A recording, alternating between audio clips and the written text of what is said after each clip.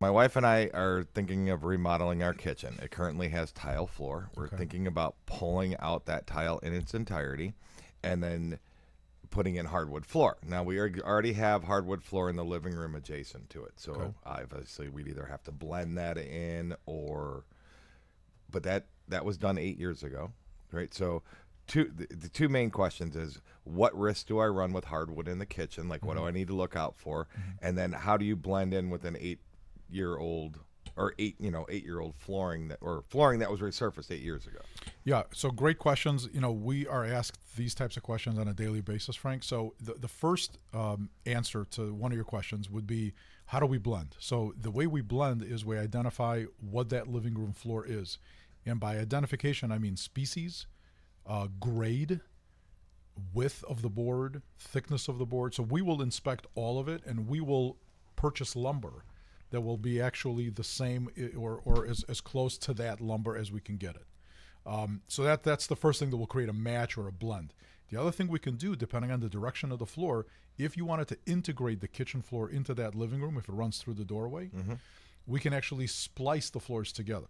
In other words, we can make it seamless where the kitchen floor flows directly into the living room without a threshold. Like lace them in. Lacing, exactly. How do you blend in the stain? Oh, just wait. There's more. So there's more, right? So if you want to integrate it fully, then the living room would be refinished at the same time. Or any connected room. I was going to say, now it's the entire. It's one of my least favorite things to tell customers. Look, Igor makes it sound so nice and fun and everything, and I have to explain to the customer, like, yes, if you want to do that, and you want to do it right. And I think that's the problem, is people think like, oh, well, the other flooring guy said, well, he'll just hand sand this and it'll blend, right?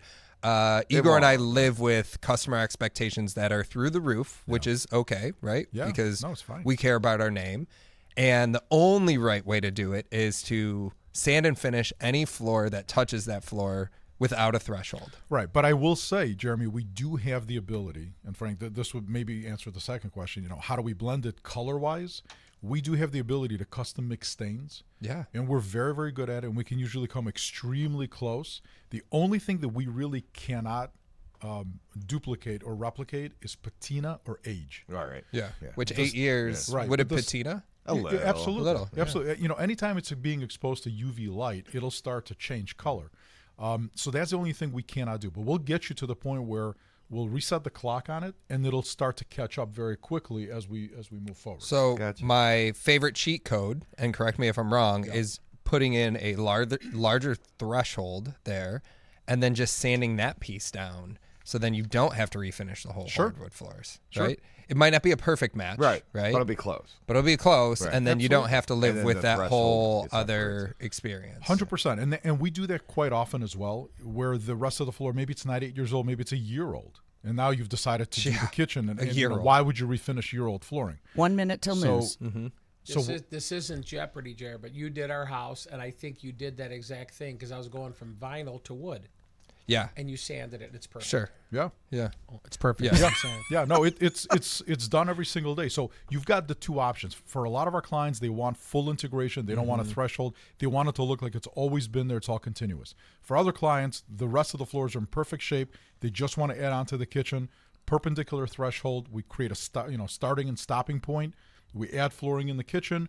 We stain it to match as close as possible, and we can come very, very close.